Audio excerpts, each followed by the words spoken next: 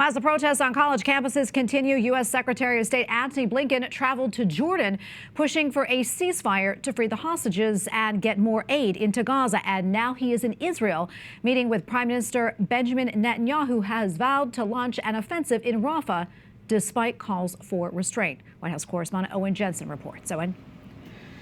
Tracy, as President Joe Biden's top diplomat tries to get a ceasefire solidified, earlier today, Israeli Prime Minister Benjamin Netanyahu pledged to launch an incursion into Rafah in southern Gaza. But the White House tonight reinforced its position that Israel should not do that.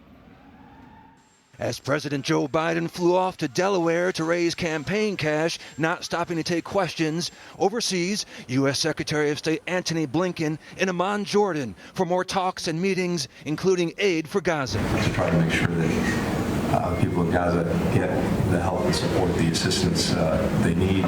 Back at the State Department, a spokesman providing more details of Blinken's latest stop. We also are continuing to stress and underlie the importance of doing everything we can to reaching a deal for an immediate ceasefire, one that releases the hostages, one that allows a surge of humanitarian aid into the region as well. Meanwhile, Israeli Prime Minister Benjamin Netanyahu today meeting with Israeli families of fallen soldiers and hostages who support a strong military response in Gaza. Netanyahu has vowed to achieve total victory in the war.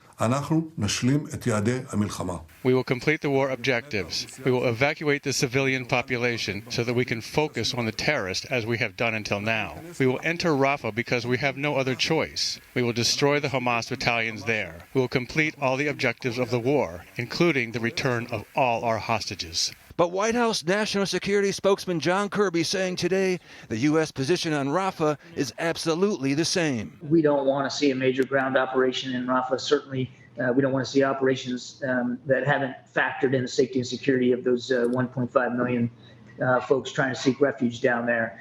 And we've conveyed that to our Israeli counterparts, certainly privately, absolutely publicly, and nothing's changed about that. Whether Netanyahu's comments undermine efforts to get a ceasefire proposal completed, still unclear. But Kirby adding they are not giving up on bringing home the hostages and getting a temporary ceasefire in place. This is a good proposal. It's a really good proposal. And Hamas ought to jump at it. And time is of the essence. With Secretary Blinken now arriving in Israel to advance the truce talks, those discussions appear to be one of the most serious rounds of negotiations between Israel and Hamas since the war began last October. Blinken said, now it's on Hamas. No more delays, no more excuses. The time to act is now. At the White House, Owen Jensen, EWTN News Nightly.